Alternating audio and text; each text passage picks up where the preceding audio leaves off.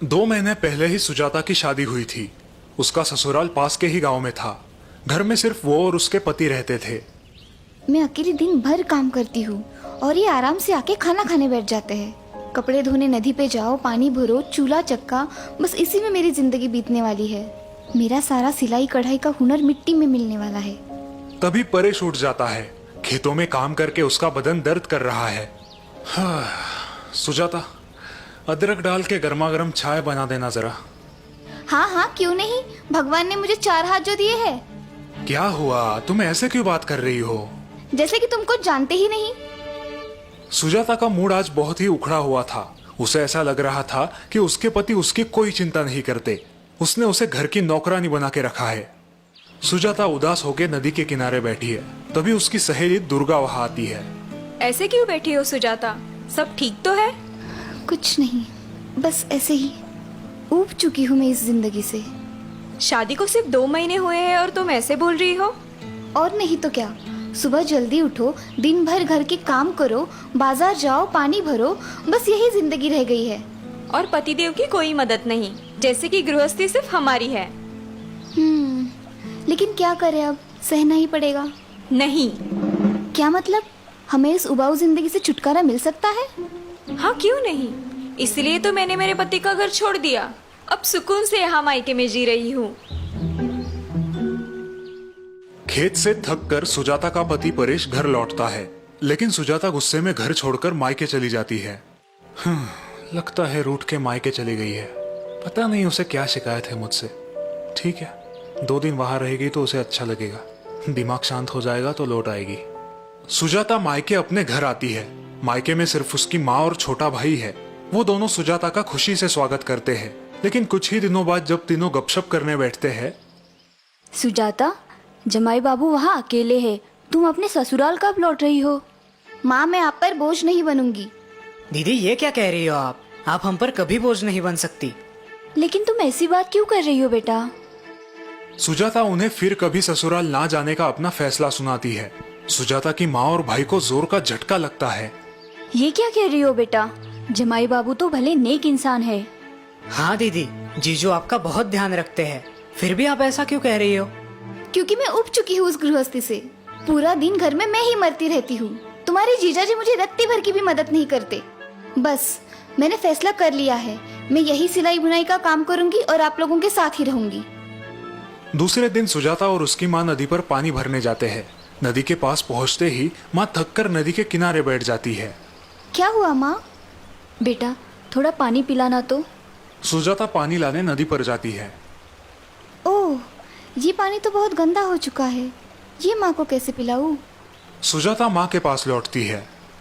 माँ, नदी का पानी बहुत मैला है, इसलिए मैं नहीं लेके आई। अब क्या करें? अच्छा, ये बात है बेटा, तुम थोड़ी देर बाद जाकर लाना।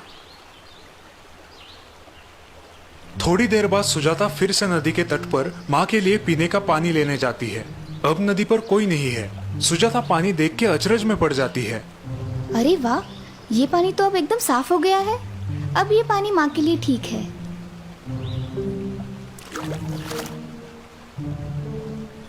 माँ, नदी का पानी बिल्कुल साफ है। ये कैसे हुआ? हमने तो कुछ नहीं किया। क्योंकि उसमें जमा मिट्टी और गंदगी नीचे बैठ गई है और बिना कुछ किए हमें साफ पानी मिल गया। बेटा, जीवन भी ऐसे ही होता है। कभी कभी हम जल्दबाजी में, गुस्से में होते हैं और तब हमारे दिल और दिमाग की अवस्था भी गंदगी भरे नदी के पानी जैसी होती है। सुजाता माँ की बात समझने की कोशिश कर रही है। उससे हमारा नुकसान कैसे होता है माँ? तब हम गलत निर्णय लेते हैं और जिंदगी भर पछताते हैं। तो ऐसे वक्त हमें क्या करना चाहिए माँ? ऐसे वक्त हमें शांत रहना चाहिए और उस समय को वक्त के हाथ में सौंपना चाहिए। कई बार समस्या अपने आप ही सुलझ जाती है, बिल्कुल उस नदी के पानी की तरह, जिसे साफ होने के लिए हमने बस थोड़ा सा समय दिया। माँ की बात सुन के सुजाता को उसकी गलती का एहसास होता है और तभी उसका छोटा भाई वहाँ आता है।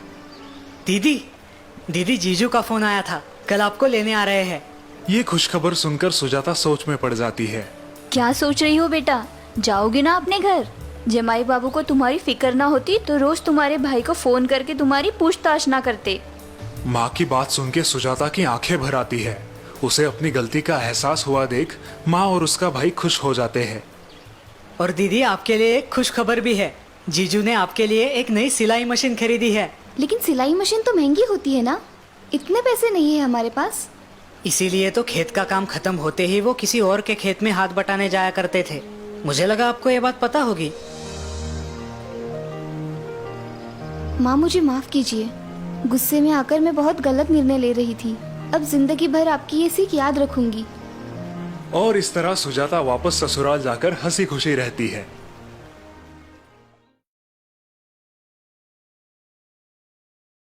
गिरधरी लाल, जो एक माध्यमिक स्कूल के प्रिंसिपल थे, अब रिटायर हो चुके थे। उनके इकलौते बेटे तुषार की कुछ ही महीनों पहले शादी हुई थी और वो एक अच्छी जॉब भी कर रहा था। पिताजी, आपको बाजार से कुछ मंगवाना है तो बताइए, मैं शाम को ऑफिस से आते वक्त ले आऊंगा। नहीं बेटा, दवाइयाँ कल बहू ने ला दी है। बाकी एक दो नए पौधे गार्डन में लगाने थे, वो मैं खुद नर्सरी से ले आऊंगा। जी पिताजी। गिरधरी लाल की रिटायर्ड लाइफ अच्छी गुजर रही थी। किताबें पढ़ना, बागवानी करना, शाम को सैर सपाटे के लिए पहाड़ी पर जाना, दोस्तों से मिलना, पूरा दिन हंसते खेलते गुजर जाता। और अब उनकी खुशी और बढ़ने वाली थी। एक दिन तुषार और उसकी पत्नी उनके पास आए। पिताजी, हमें आशीर्वाद दीजिए। आशीर्वाद? किस बात के लिए बेटा? पिताजी, आप दादा बनने वाले हैं। ये खुशी की बात सुन के गिरधरी लाल फूले नहीं समाये। वाह, क्या बढ़िया खबर सुनाई है तुमने। आज तुम्हारी माँ जिंदा होती तो खुशी से पागल हो जाती। महीने बीत जाते हैं। गिरधरी लाल बड़े उत्साह से अपने आने वाले पोते का इंतजार कर रहे थे। अब तुषार की पत्नी का 7वां महीना चल रहा था। ये लो बहू, तुम्हारे लिए। ओह, बहुत सुंदर है। धन्यवाद पिताजी। बहू, खाना ठीक से खा रही हो ना? जी पिताजी, आपकी सारी सलाहें बहुत काम आ रही है। लेकिन आज तुषार की माँ जिंदा होती तो तुम्हें सिर पे बिठाती। तभी तुषार बाजार से सामान लेके घर आता है। सीमा, आज तुम सिर्फ आराम करो, मैं खाना बनाऊंगा। बिल्कुल ठीक तुषार, आज खाना हम दोनों मिलके बनाएंगे। बहू को आज छुट्टी। आप दोनों मुझे आलसी बना दोगे, फिर ये आने वाला छोटा मेहमान भी आलसी बनेगा। बाद में मुझे मत खरी खोटी सुनाना। तुषार और गिरधरी लाल पालक की सब्जी साफ करने बैठते हैं और सीमा आराम से सोफे पे बैठी है। अच्छा, मुझे अब ये बताओ, तुम अपने संतान की परवरिश कैसे करोगे? ये भी कोई पूछने की बात है पिताजी। बेशक हम उसे बड़े प्यार दुलार के साथ बड़ा करेंगे। हाँ, उसे जो चाहिए वो सब उसे देंगे। उसकी सारी इच्छाएं पूरी करेंगे। उसे किसी भी प्रकार की कठिनाइयों का सामना नहीं करने देंगे। बिल्कुल, उसे हर मुसीबत से दूर रखेंगे।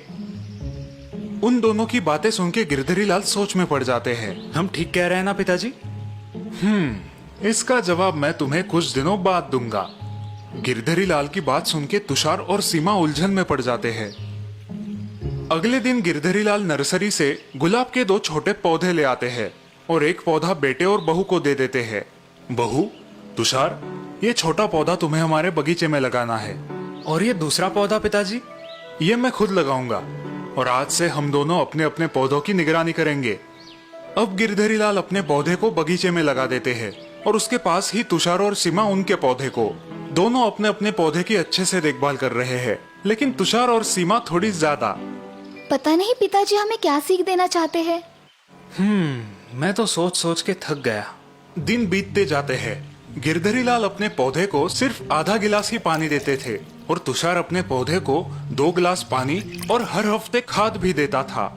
हमारा पौधा पिताजी के पौधे से ज्यादा हरा भरा लग रहा है ना? हाँ, और ज्यादा ऊंचा भी। सीमा और तुषार उनके पौधे का विकास देख के बहुत खुश थे, लेकिन गिरधरी लाल अपने पौधे को सिर्फ आधा गिलास ही पानी क्यों देते थे, ये बात उनकी उलझन बढ़ा रही थी। पिताजी, आप अपने पौधे को इतना कम पानी क्यों डाल रहे हो? मुझे लगता है इसीलिए उसका ठीक से विकास नहीं हो रहा। सही वक्त आने दो, मैं तुम्हारे सारे सवालों का जवाब दूंगा। एक दिन रात को अचानक तूफान आता है। जोर की हवाएं चलती है। सुबह जब तुषार और सीमा बाहर बगीचे में आते हैं तब वो हैरान हो जाते हैं। ओह, ये क्या? हमारा हरा भरा पौधा बिल्कुल नष्ट हो गया है।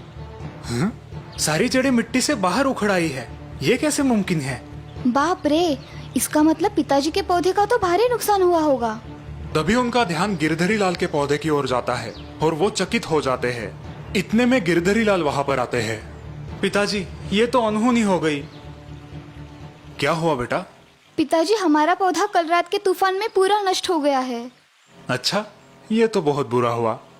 लेकिन पिताजी, आपका पौधा बिल्कुल टकाटक है। आप ना तो उसे खाद डालते थे और ना ही बहुत सारा पानी देते थे। और हमने इतनी सावधानी से उसकी देखभाल की, फिर भी वो इस तूफान में टिक नहीं पाया। ऐसा क्यों? वो इसलिए क्योंकि तुम्हारे जरूरत से ज्यादा देखभाल ने उसकी मजबूत बनने की नैसर्गिक क्षमता को मार डाला। तुषार और सीमा अभी भी उलझन में है। हम कुछ समझे नहीं पिताजी। समझाता हूँ। जब मैं मेरे पौधे को सिर्फ जरूरत के अनुसार आधा ग्लास पानी दे रहा था, तब पौधा अपनी बढ़ती हुई जरूरत पूरा करने के लिए खुद की जड़ों को जमीन के अंदर फैला रहा था और आसपास के मिट्टी से पानी प्राप्त कर रहा था। इसी वजह से उसकी जड़ों ने जमीन में अच्छे से पकड़ जमा ली। इस कारण कल रात के तूफान का इस पौधे ने डट के सामना किया। और हमारा पौधा क्यों नहीं कर पाया? वो इसलिए क्योंकि तुम्हारी ज्यादा देखभाल ने उसकी परिस्थिति से मुकाबला करने की क्षमता नष्ट कर दी। तुम्हारे पौधे को जरूरत से ज्यादा पानी, पोषण मूल्य आराम से मिल रहे थे, इसीलिए उसने मिट्टी के अंदर घुसने की कोशिश ही नहीं की। और इसीलिए उसकी जड़ें जमीन में पक्की पकड़ न कर पाई और पौधा कल के तूफान का सामना न कर सका। बिल्कुल सही। लेकिन आप हमें इस अनुभव से क्या सीख देना चाहते हैं? हमारी संतान भी इसी पौधे की तरह होती है।